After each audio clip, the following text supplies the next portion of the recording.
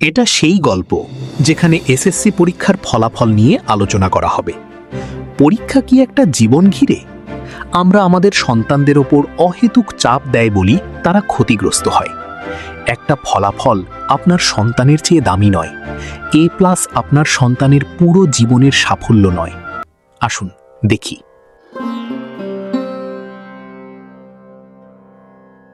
বাবা, রেজাল্ট প্রকাশ হয়েছে কি? আসছে বলে তো ওই।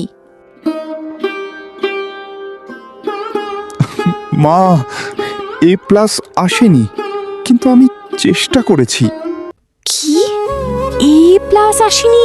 এই তাহলে পড়ালাম। অপদার্থ, এখন পাড়ার লোকজন কি বলবে তুই এতখানি করতে পারলি না? আমি তো চেষ্টা করেছি বলো মা, তুমি এইরকম করছো কেন? এত কারি কারি টাকা খরচ করে পড়াশোনা করার জন্য এই দিন দেখতে করালাম? যা।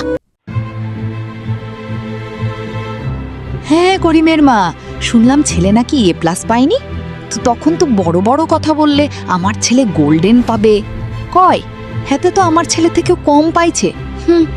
দেখলি তো পাড়ার লোকজন কিভাবে বলছে তোর জন্য, শুধু তোর জন্য আহাম্মক।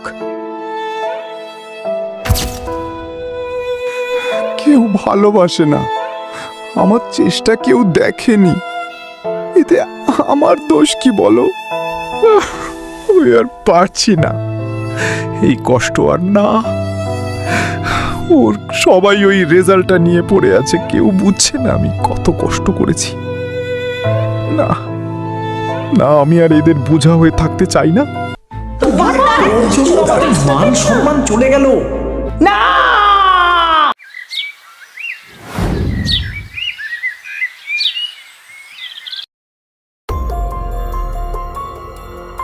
এই করিম, দরজা খোল। কিরে, কানে শুনুসনি? খোল বলছি। ওই পিটকেল ছেলে কোথাকার বদমাইশ, খোল। এত ডাকছি, খুলে না কেন? কিছু হলো নাকি? দরজা ভাঙতে হবে।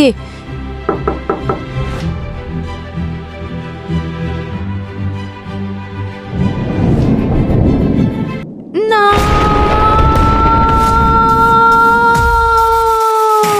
এটা হতে পারে না করিম। কি করলি বাবা? আহা!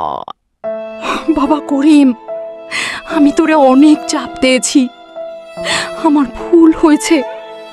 ওই কাগজের রেজাল্ট থেকে তোর মূল্য যে আমার কাছে বেশি বাবা। আয় না ফিরে।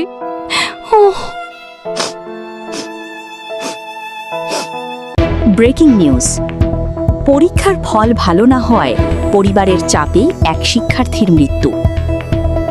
জেলার একটি এলাকায় এসএসসি পরীক্ষার ফল প্রত্যাশা মতো না হওয়ায় পারিবারিক চাপে এক শিক্ষার্থীর মৃত্যুর ঘটনায় এলাকা জুড়ে শোকের ছায়া নেমে এসেছে।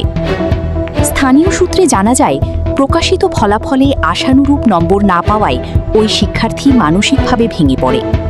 পরিবারের পক্ষ থেকে ফলাফল নিয়ে অতিরিক্ত চাপ ও হতাশাজনক মন্তব্যের কারণে সে গভীর মানসিক কষ্টে ছিল বলে প্রতিবেশীরা জানান।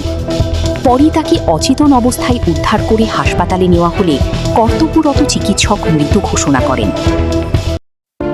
আমাদের সমাজে এই ঘটনাগুলো প্রায় ঘটে। আসুন আমরা সচেতন হই সন্তানদের ব্যাপারে, তাদের মানসিক আঘাত না দিই। চলুন তাদের বুঝি।